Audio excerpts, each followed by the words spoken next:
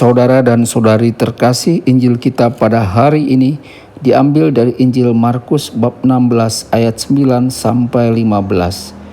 Setelah Yesus bangkit dari antara orang mati, pagi-pagi pada hari pertama minggu itu, ia mula-mula menampakkan dirinya kepada Maria Magdalena.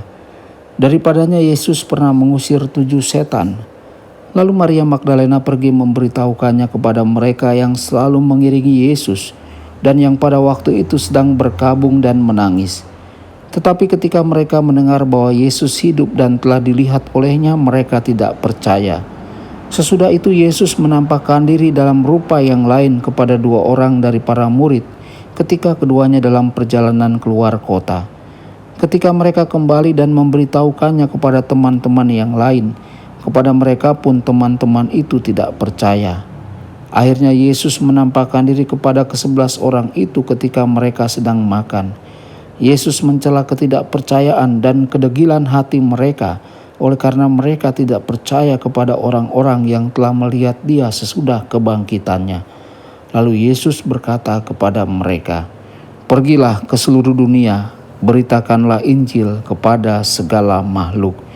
Demikianlah sabda Tuhan, terpujilah Kristus."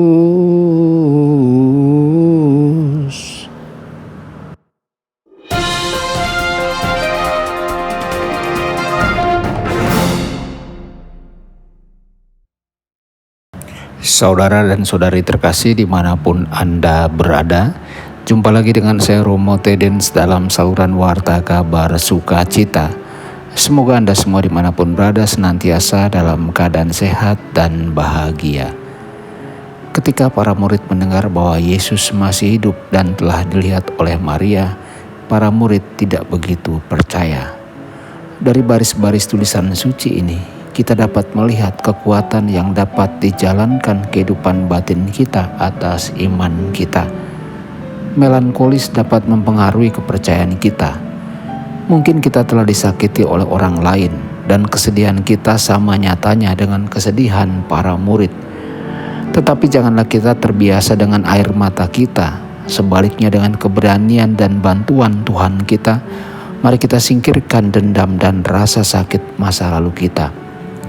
Lagi pula jika cintanya cukup untuk mengubah hati kita, alasan apa yang kita miliki untuk berpikir bahwa itu tidak cukup kuat untuk mengubah hati dan kehidupan orang-orang yang menyakiti kita? Kemanusiaan tidak akan dipertobatkan oleh mereka yang menderita. Kita hendaknya bersedia memberikan kepada dunia kesaksian yang penuh sukacita tentang kebangkitan, karena sumber sukacita kita ada di dalam Tuhan, bukan di tangan musuh kita. Saudara-saudari, kita mungkin sedikit tersinggung dengan kurangnya pengertian dan simpati Tuhan kita terhadap murid-muridnya yang berduka atas kehilangan dirinya yang tragis. Namun terkadang goncangan yang baik diperlukan untuk menghilangkan semangat melankolis dan mengalihkan kita dari cinta diri yang berlebihan dan mengasihani diri sendiri menjadi perhatian kita terhadap orang lain. Pada saat-saat ketika kita mulai putus asa dan merasa tercekik oleh penderitaan kita, Santo Paulus mengingatkan kita untuk memiliki harapan. Sebab aku yakin bahwa baik maut maupun hidup, baik malaikat-malaikat maupun pemerintah-pemerintah, baik yang ada sekarang maupun yang akan datang, atau kuasa-kuasa, baik yang di atas maupun yang di bawah, ataupun sesuatu makhluk lain, tidak akan dapat memisahkan kita dari kasih Allah yang ada dalam Kristus Yesus Tuhan kita. Saudara-saudari, kita tidak boleh membiarkan apapun merampas kepercayaan kita kepada Kristus. Dia setia pada janjinya. Terlepas dari ketidakpercayaan para murid, Tuhan kita tidak dapat menarik kembali karunia penebusannya atau mengurangi tanggung jawab yang dianugerahkan kepada mereka untuk bermisi. Kita perlu meniru semangat Rasul Paulus yang berusaha maju untuk melihat dan melakukan apa yang ada di hari ke depan, seperti yang dikatakan dalam suratnya kepada jemaat di Filipi bab 3 ayat 13-14. Saudara-saudara, aku sendiri tidak menganggap bahwa aku telah menangkapnya, tetapi ini yang kulakukan.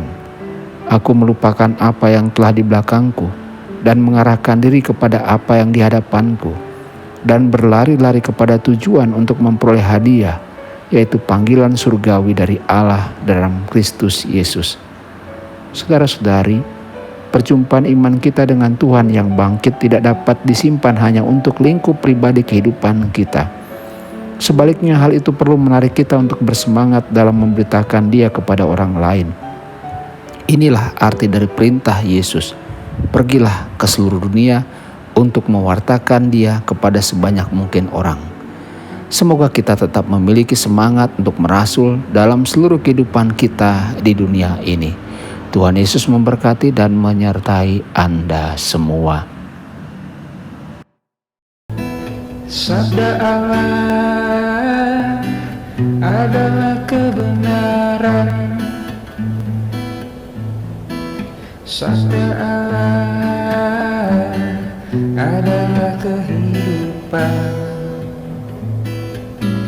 Mari kita mencintainya, mari kita menghayatinya, ya Tuhan.